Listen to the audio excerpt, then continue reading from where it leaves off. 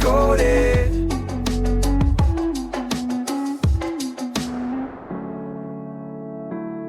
Hey bookworms, and welcome back to Book Decoded. We're going to be cracking open a book today. Oh. All about winning, but not in the way you might think. Oh, interesting. Yeah, it's about winning negotiations, Okay. big and small, by understanding like the human psychology behind them. Exactly. It's about moving away from that traditional Yeah. hard-nosed approach to negotiation. Right. And instead embracing a more empathetic and emotionally intelligent strategy.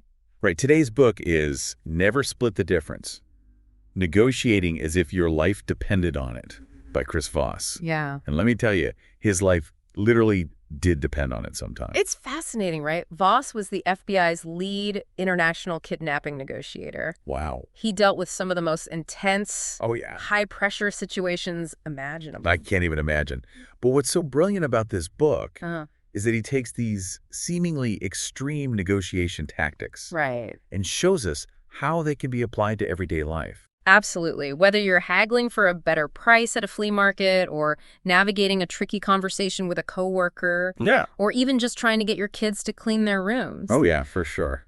The principles in Never Split the Difference can help you get what you want. So let's dive into some of those principles. Okay. Voss argues that traditional negotiation tactics, Yeah. which often focus on logic and reason, are missing a crucial element: emotions. Yes. He emphasizes that negotiation is primarily an emotional game. Interesting. It's about understanding how people feel and tapping into their System 1 thinking, Okay. that part of the brain that operates on instinct and emotion. It's like when you're trying to decide between two desserts. Uh-huh. You might logically know that the fruit salad is the healthier option, Yeah. but your emotions are screaming for chocolate cake. Exactly. And Voss argues that negotiators who can understand and influence those emotional drivers have a significant advantage. He even tells this amazing story about how he went to Harvard Law School thinking he could learn a thing or two Oh, wow. from some of the sharpest legal minds. Here's where it gets really interesting. He ended up using the FBI's negotiation techniques What? to completely outmaneuver those Harvard law professors in a negotiation exercise. No way. Uh. So these tactics worked even on people trained in the art of logic and persuasion. Exactly. It really highlights how powerful these techniques can be in any situation. Wow. Even those brilliant legal minds couldn't resist the emotional pull of the FBI's methods. Okay, so we need to tap into emotions, but how do we actually do that? Right. One of Voss's key concepts is tactical empathy. Okay. It sounds a bit like a contradiction. Yeah. Can empathy really be tactical? It's a brilliant concept. It's about understanding the other person's perspective, But not just intellectually, but emotionally. It's about putting yourself in their shoes and feeling what they're feeling. So it's not about feeling sorry for them, but about using that understanding to guide your negotiation strategy. Right. And Voss gives us specific tools to do this. Okay. One is called mirroring. Mirroring. Yeah. Like looking in a mirror? Not exactly. Mirroring in negotiation is about simply repeating back the last few words, Okay. or the most important words your counterpart just said. It might seem simple, but it's incredibly powerful. So how does just repeating someone's words make a difference? It instantly signals that you're listening and understanding them. Right. It makes them feel heard and validated, which can lower their defenses and create a sense of connection. It's like you're showing them that you're on the same wavelength. Precisely. And this sense of connection can make them much more receptive to your ideas. There's even a fascinating study where waiters who mirrored their customers' language got significantly larger tips. Wow. So even small acts of mirroring can have a big impact. Uh-huh. I can see how this could be useful in all sorts of situations, from dealing with an upset customer to negotiating with your teenager. Absolutely. And then there's labeling, another powerful technique Voss introduces. Okay. This is about identifying and acknowledging the other person's emotions. So instead of ignoring or dismissing their feelings, Yeah. you're calling them out. I mean, in a way, yes, but it's done in a way that's validating, not accusatory. Right. You might say something like, "It seems like you're feeling frustrated," or "It sounds like this is a really important issue for you." Okay, so by labeling their emotions, you're acknowledging them. Yes. And making them feel understood. Exactly. And that can be incredibly disarming. Okay. It takes the sting out of negative emotions and creates a space for more productive dialogue. Right. Voss even used labeling to successfully negotiate with fugitives who were barricaded in an apartment in Harlem. Seriously, he used labeling in a hostage situation.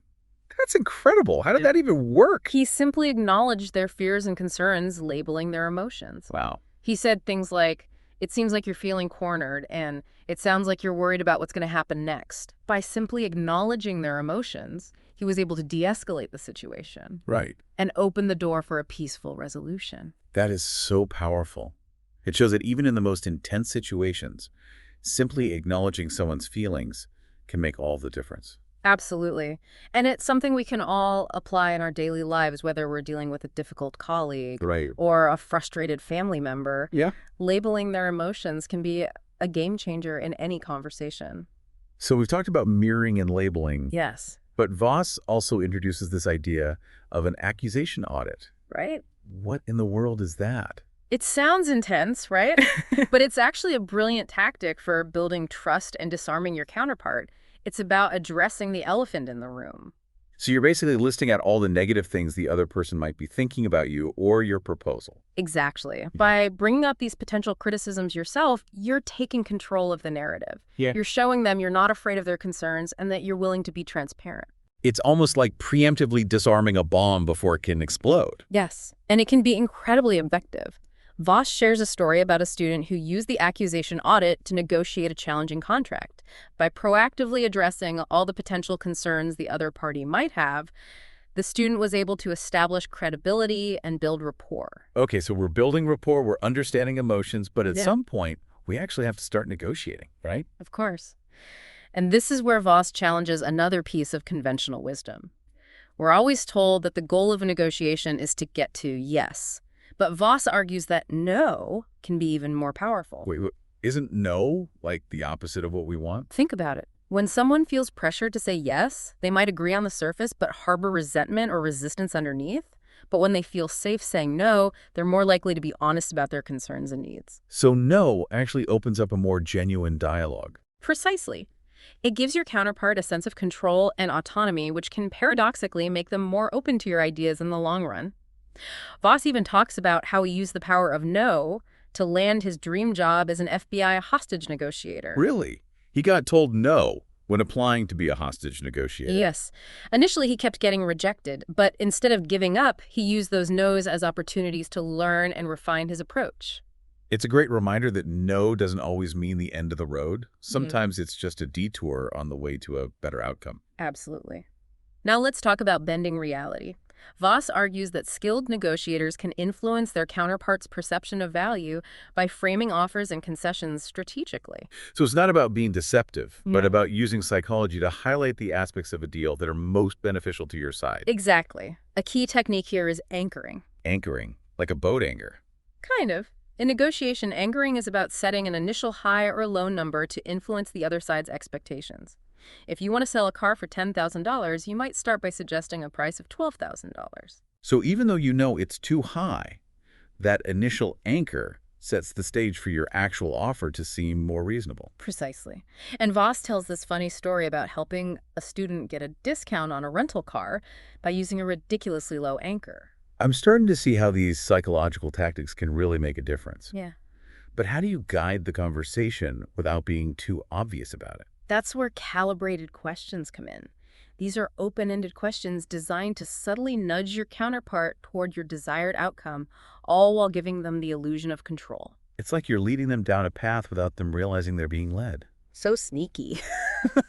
But I like it. What kinds of questions are we talking about here? Think how and what questions rather than why questions. So instead of saying, why do you want that price? You might say, what are your biggest concerns about this proposal? Exactly why questions tend to put people on the defensive. But how and what questions invite collaboration and problem solving. Voss has a gripping story about using calibrated questions to secure the release of a kidnapped businessman overseas. It's a testament to how powerful the right questions can be. So the right questions can literally save lives. That's incredible. But what about those situations where it seems like the other side is being totally irrational?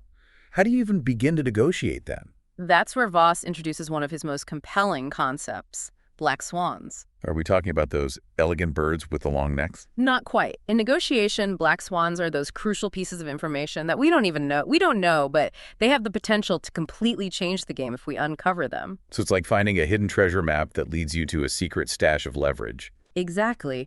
Voss emphasizes the importance of relentlessly seeking information and looking beyond the obvious to find these hidden leverage points.